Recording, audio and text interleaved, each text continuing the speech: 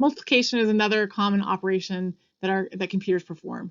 So remember that if we're performing multiplication on 32-bit operands, called a 32 by 32 multiplication, then we're going to get a 64-bit result. So this is a bit of an issue because our registers are 32 bits wide. And so if we want to have that entire 64-bit result, we're going to actually have to perform two operations with separate destination registers. So for example, this multiply instruction, MUL, as the mnemonic, multiplies S1 times S2, these source operands, and puts the lower 32 bits into S0. Multiply high, on the other hand, mul H, this is the multiply high operation, still multiplies S1 times S2, but now puts the upper 32 bits into S0. So bits 63 to 32 of the result, it puts those into the destination register, S0.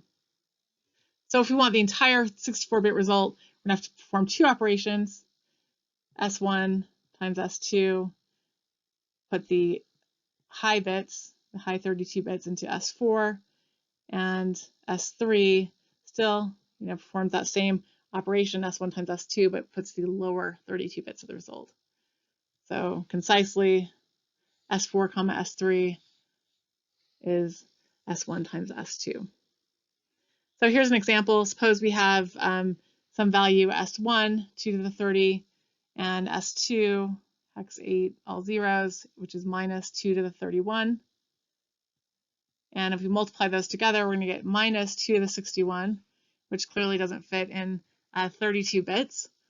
It's hex E, all zeros. This is the top 32 bits, and the bottom 32 bits is all zeros. And so if we perform these two operations, S4 would end up with, well, the top 32 bits, hex E, all zeros, and S2 ends up with the bottom 32 bits, all zeros.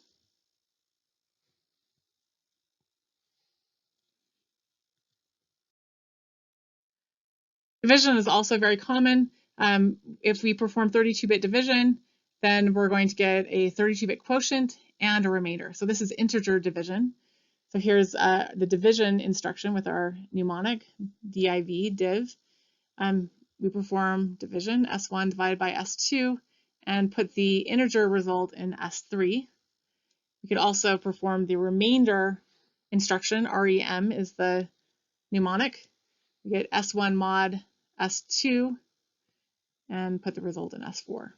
So here's an example. Suppose we have S1, register S1 contains the value 17 or hex 11, and S2 contains the value 3.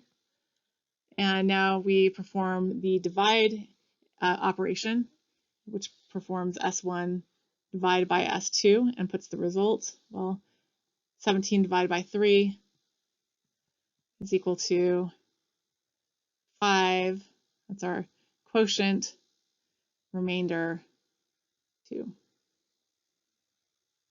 And so if we do perform this operation, we get this. S3 is going to be the result, 5. And then if we perform the remainder instruction, we're going to get S4 is equal to, well, the remainder, or 2.